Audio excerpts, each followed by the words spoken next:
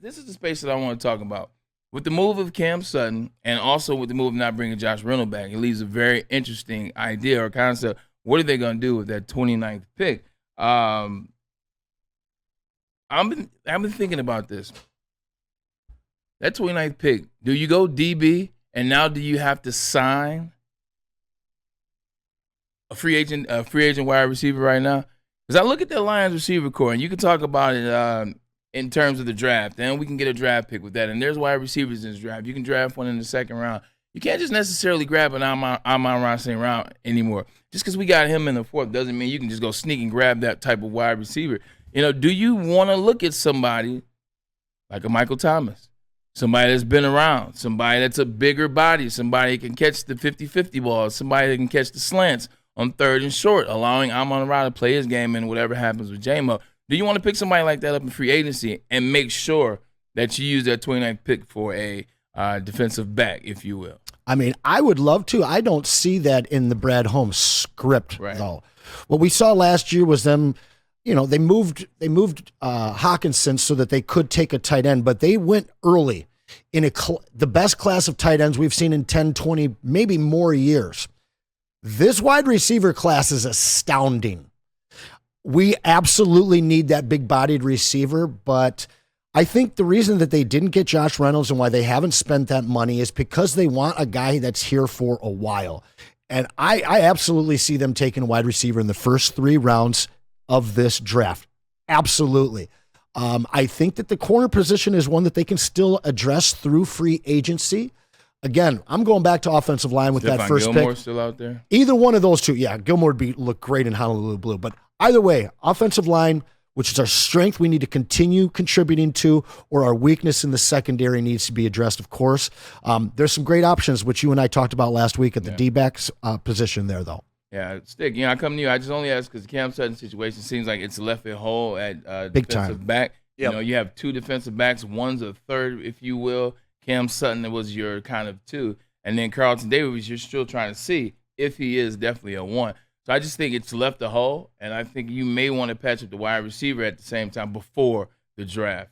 Yeah, I mean, I hate to sound like a Brad bot, but I'm just going to go with what Brad told me. He said, we don't need any help at the cornerback position right now. He's comfortable with who they got. He's comfortable bringing in Carlton and Anik.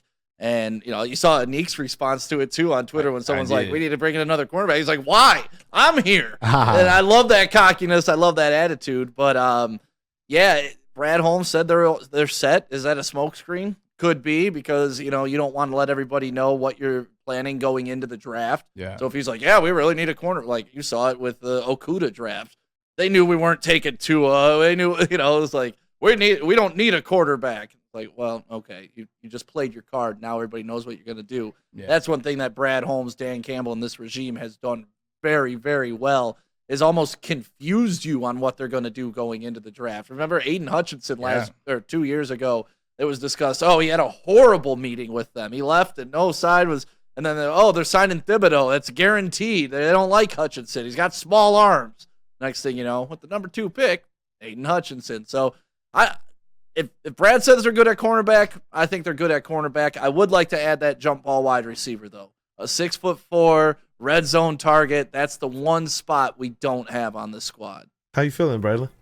Yeah, you ready, Brad? 6'4"? Would you be able to take a couple of red zone jump balls for us? Let's go. I mean, look, I'm in shape right now, man. I'm about to get down, man. I'm ready. If you need me in the red zone, I can get you a red zone play every series or so.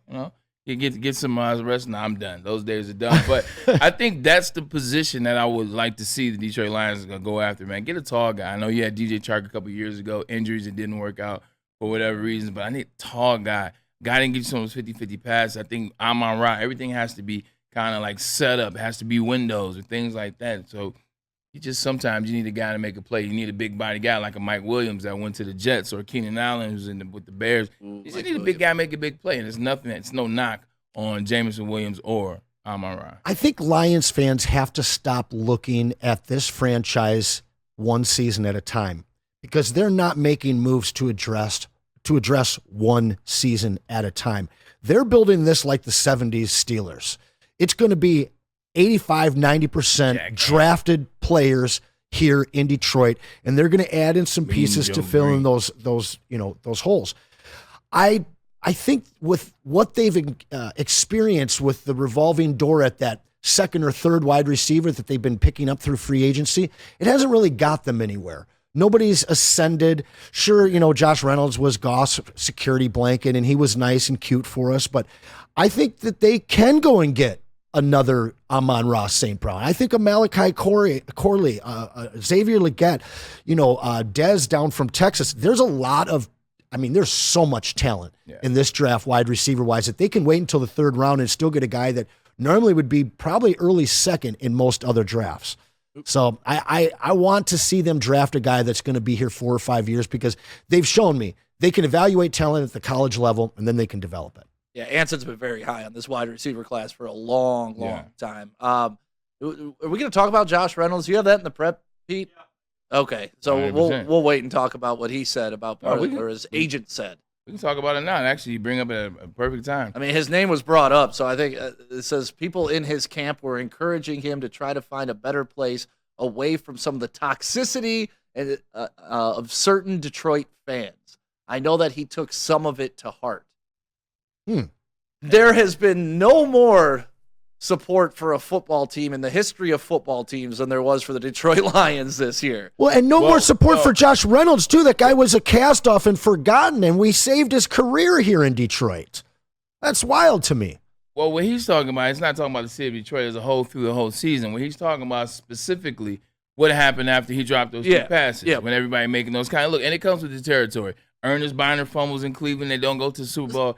Ernest Biner can't even come to a Cleveland football game and enjoy himself. Talk to Bill Buckner in Boston about this. 100%. And he bobbles it. He goes through his 50 leg. years and dude's still hearing it. Game 6. So those things come with the territory, but that's only a select few in the community. That's not the whole. This is more so like, look, I feel bad. I'm leaving. I'm out. So now I got to say something. And look, it is apparent it wasn't him. I get it, and there was some blowback, but you're not smart enough to look at the totality of the entire season and how much support you got throughout that whole season. You also dropped 2 passes. Catch the damn rock.